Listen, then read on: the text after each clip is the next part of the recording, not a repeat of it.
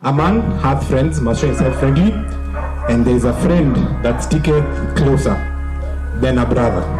And it says, the greatest want of the world is the want of men who will not be bought or sold, men who in their inmost souls are true and honest, men who do not fear to call sin by its right name, men whose conscience is as true to duty as the needle to the pole, men who will stand for the right though the heavens fall. And that is Max. He might not know it, but in many ways he reflects Jesus' character. He reinvent himself. I think when he says in his speech, he talk about how he's a YouTuber, a podcaster, an entrepreneur, a leader, and all these things that make his journey very unique, very special. And so even when he gets his first class, for us, we know that this is just the coming of age, that it's Max after all. Max is a man set on his ways, and he knows exactly what he wants. This is predestined. Max is not someone who jokes around with things. Max is very purposeful about his life. He's very real about what he wants to get. He did something incredibly brave. He stepped away. He chose himself. Digging deeper to hunt knowledge that is T-shaped, both depth and breadth. It is not the critique who counts, not the man who points out how strong the stumble is, or where the doer of deeds could have done them better. The credit belongs to the man who is actually in the arena, whose face is marked by dust and sweat and blood. That God who began this very thing may bring it to the day of completion. So Max, on behalf of all your friends, we are very proud of you. You're an inspiration to all of us. Thanks, Max. Thank you.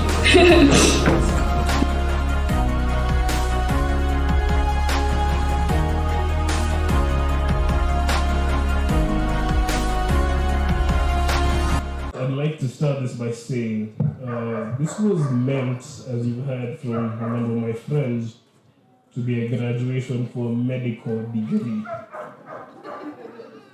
So plans changed a little bit. So 5 years ago, my path seemed very different. I was a medical student at the University of Nairobi in my first year, struggling through anatomy and physiology with some of my very good friends who are sitting here today.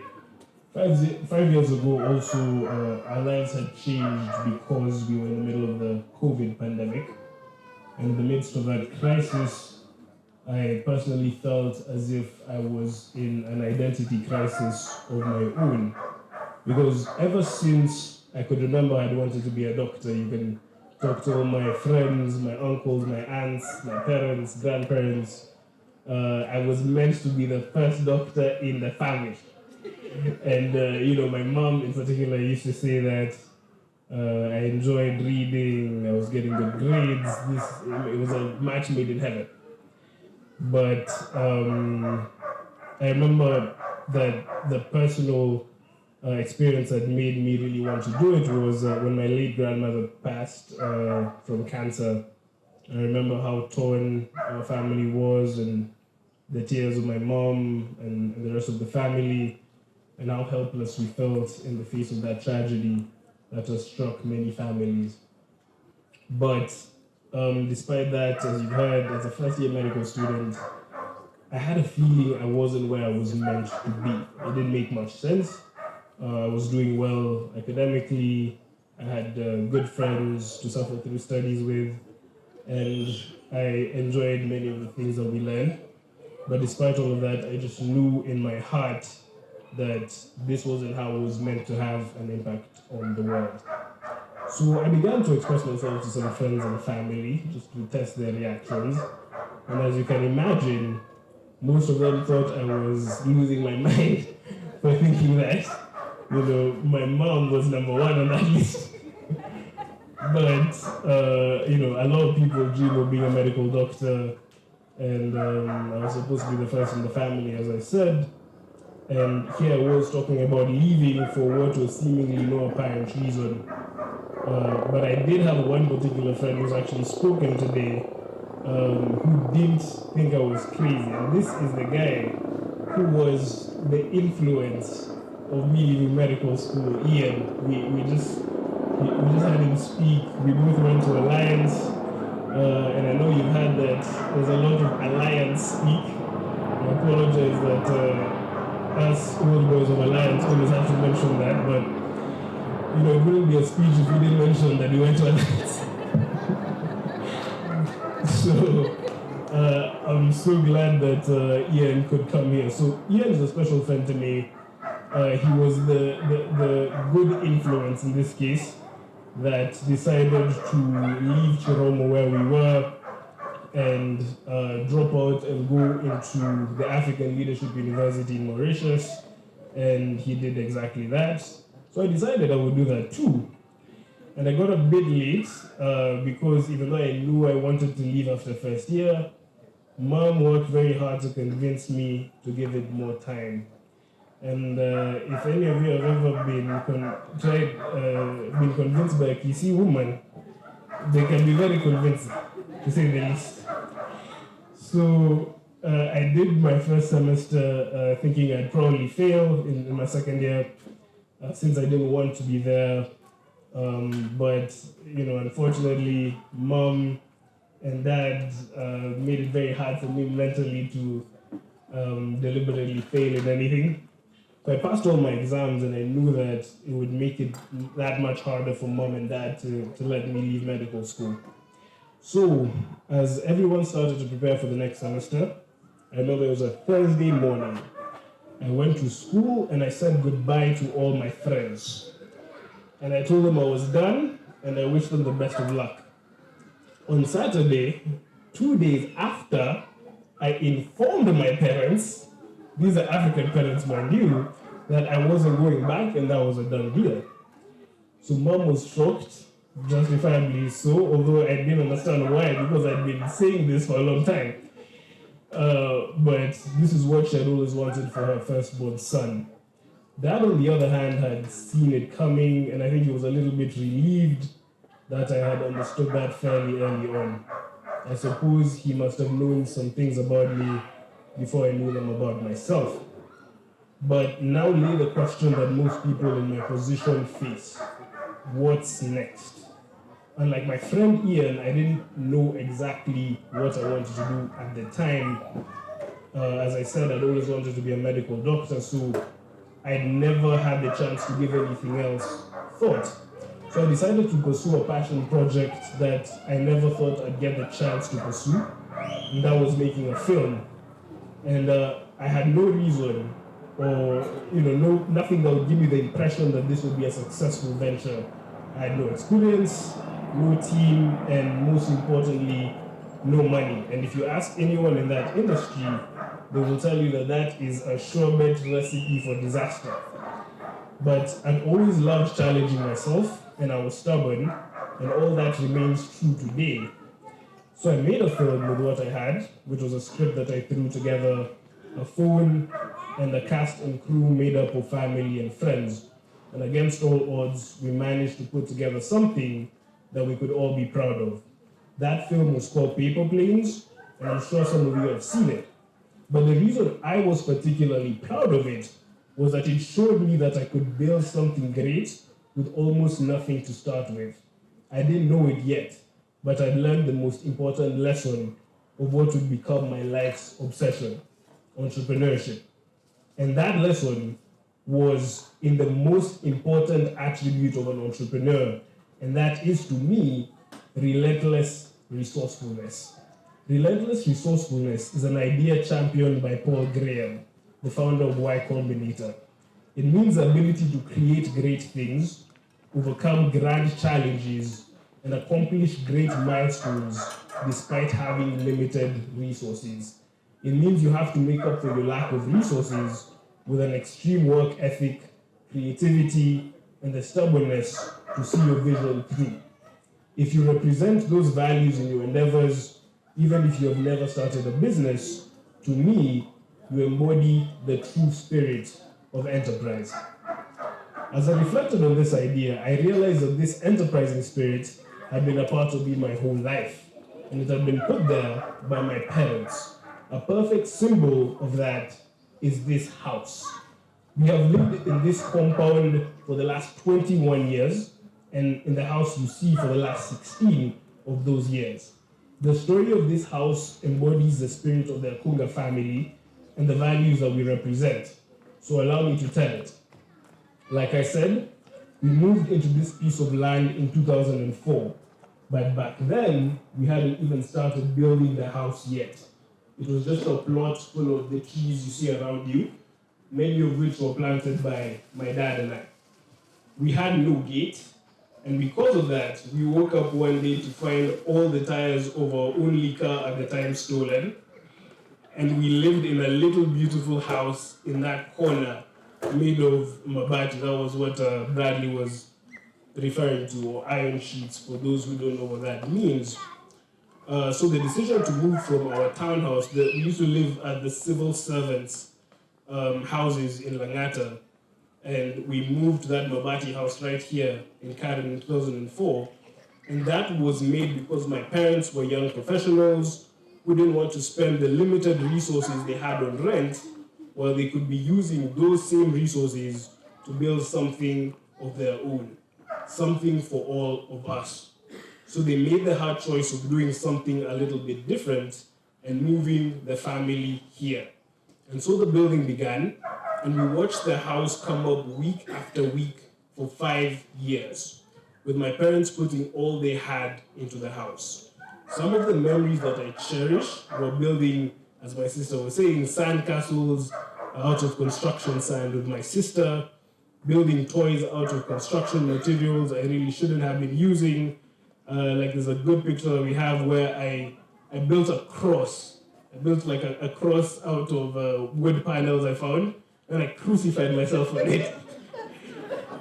And there's a picture of that somewhere. And one afternoon, I actually swam in a small tank of ours, since my mom couldn't take me for swimming. And I hope I'm not giving any of the kids any ideas who are in the audience, but that was just the creativity of growing up in that environment. So slowly by slowly, the house came up, and the choice my parents made more and more sense as time went on. And we finally moved in 2009, 5 years after that journey began.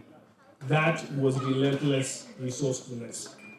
In the years that followed, I watched my parents pursue more of their dreams to become business owners, and it wasn't always easy.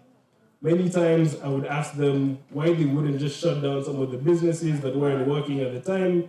The family wasn't exactly reliant on them, since my parents also had professional careers which were going well. But my mom in particular always asked me the same question. If we close down, what happens to the families of the people we support? I never had an answer, and thank God I didn't, because through their work, they managed to sustain tens of families through that very same work. And that taught me the real impact on enterprise on society, especially small and medium enterprises that employ 80% of Africa's population. These enterprises, the dreams of people like my parents, provide livelihoods for hundreds of millions of people across this continent. Internalizing that fact enabled a mission to start forming in my mind, a mission that was built around the questions of African wealth. Why is Africa so poor this long after independence? Why is there so much economic inequality? Why is enterprise so much harder in Africa than in other parts of the world? Why does only 3% of African family wealth get transmitted into the second generation when the global average is 30%? A solution needs to be found to promote rapid, sustainable, and equitable economic growth in Africa to empower millions of families to pursue their dreams, just as mine has. These questions led me back to the African Leadership University, an institution that I was lucky enough to get admitted into in late 2021, and where I began my studies again in May of 2022. From there, I was given free rein to conduct research on those critical questions, and I learned through that research that the answer to achieving the rapid, sustainable, and equitable economic growth that Africa needs is in empowering small and medium businesses with the resources, tools, and technology that they need to provide value for society. The reason the key is in small and medium businesses is that the impact is extremely widespread. Like I said, 80% of African jobs are provided by small and medium businesses. So by creating more productive and resilient small and medium businesses, we can impact 80% of livelihoods on the continent by raising their incomes, enabling them to achieve a higher standard of living, and spreading wealth equitably across the continent. Secondly, most small and medium businesses in Africa are family-owned, around 70% to be precise. And this means that empowering small and medium businesses also increases the likelihood that family wealth in Africa can be transmitted at a higher rate from one generation to another. And last but not least, small and medium businesses also have the highest potential for rapid and sustainable growth because due to their size and limited resources, they're more likely to innovate to solve problems in underserved markets that large businesses ignore or can't reach. These innovations, when treated appropriately, can create a tremendous amount of wealth for African societies as a whole. My company, Ridgemont Africa, has been formed in the spirit of my research in this field. At the moment, we have begun by developing a unique scientific system that combines cutting-edge marketing and data analytical techniques and technologies to enable small and medium businesses to reach their target market online by helping them tell the right story in the right place at the right time, effectively enabling these businesses to have the biggest upward impact on sales with the least budget possible. I am confident that as Ridgemont grows, we will develop more products and services that enable small and medium businesses to become more productive and resilient, and to grow African family wealth the right way. Above that, I have also founded the Impactful Capitalists, which is a community of enterprising people who are committed to realizing this vision of a wealthy, inclusive, and innovative Africa. The Impactful Capitalist has so far worked towards that vision by creating numerous resources, tools, and technologies that either aspiring or current small and medium business owners can use to empower themselves. Some that some of you may have seen are our documentaries breaking down critical and understated economic issues for everyone to understand, our short videos on social media, giving bite-sized pieces of information on the same, our podcast exploring critical issues and inspiring stories with some of the world's leading thinkers on various business and economic issues, our newsletter, where we have provided over 80 educative and inspiring pieces of content to our loyal subscribers, our AI tools that help small and medium businesses learn marketing, investment, and financial modeling in an easy, accessible, and personalized way, and even softer initiatives that we have launched, like our book list, encouraging people to empower themselves through self-education. All these initiatives have had a wide impact on our community, and if you're not already, I would like to invite each and every one of you to that community so we can realize that vision of a better Africa together. So it has been a long and fruitful journey getting here, and the journey ahead will also be long and hard, but I'm thankful for it, especially because I've had the support of many of you as I walked this path. The first class honors degree in Entrepreneurial Leadership from the African Leadership University is not just a personal or family achievement. It is an achievement that reflects the success of this community as a whole in raising one of its sons. As I look across the audience, I see many faces who have impacted my journey in many ways. Some of you have been mentors and role models, giving me wisdom as I pursued my dreams. Some of you have been friends and family who have counted on for support through the good and bad times.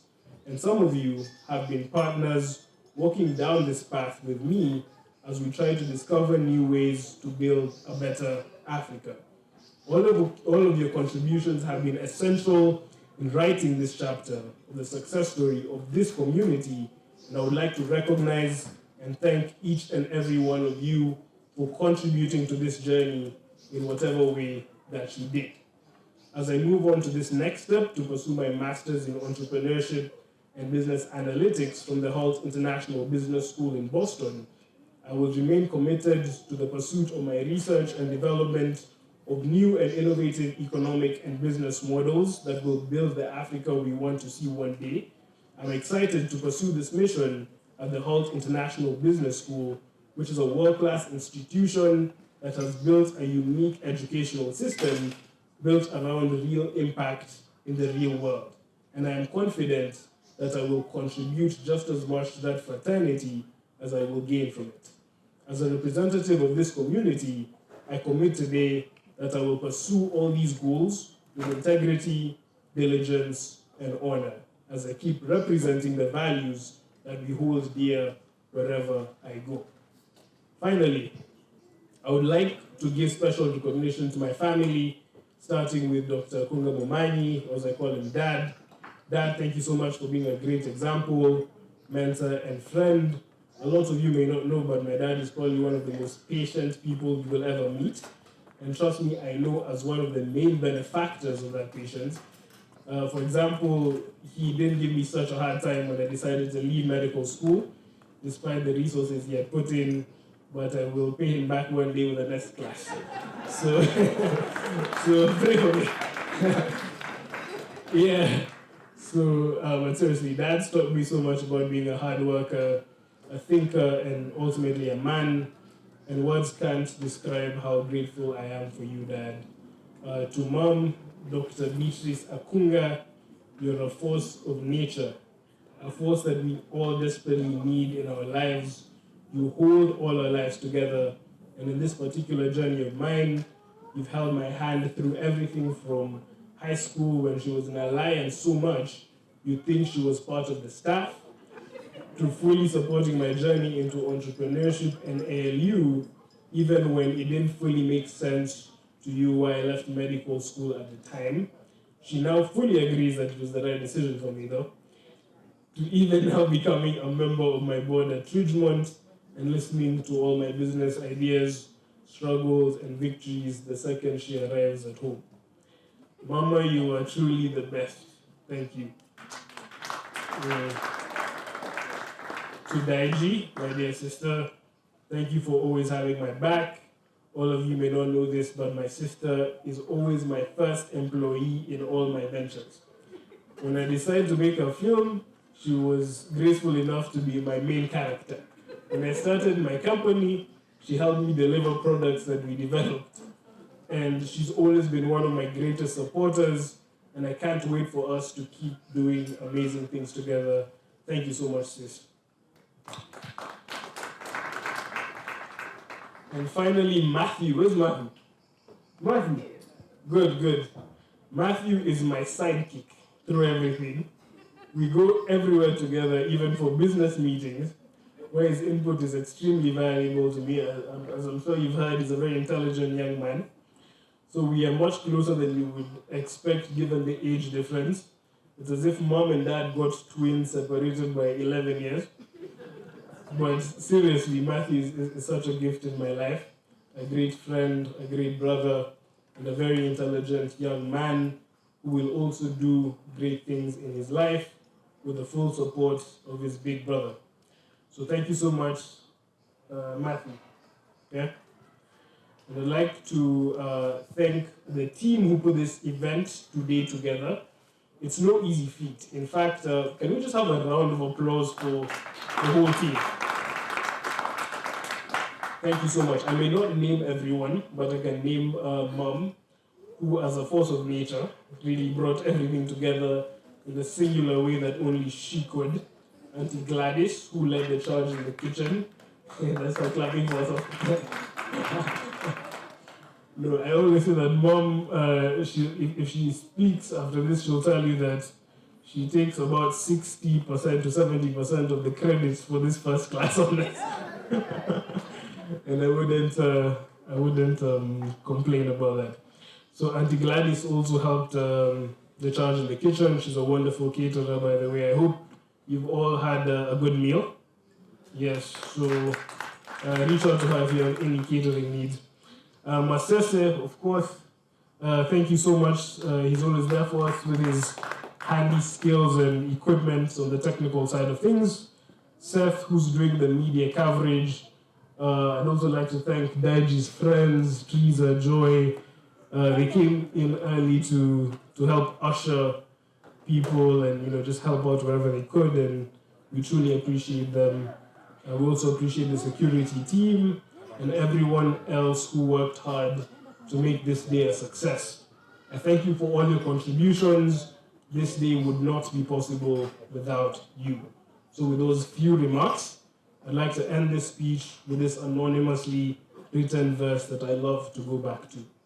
Sow a thought and you reap an act. Sow an act and you reap a habit. Sow a habit and you reap character. Sow a character and you reap a destiny. I wish you all courage as you define your own destinies. Thank you.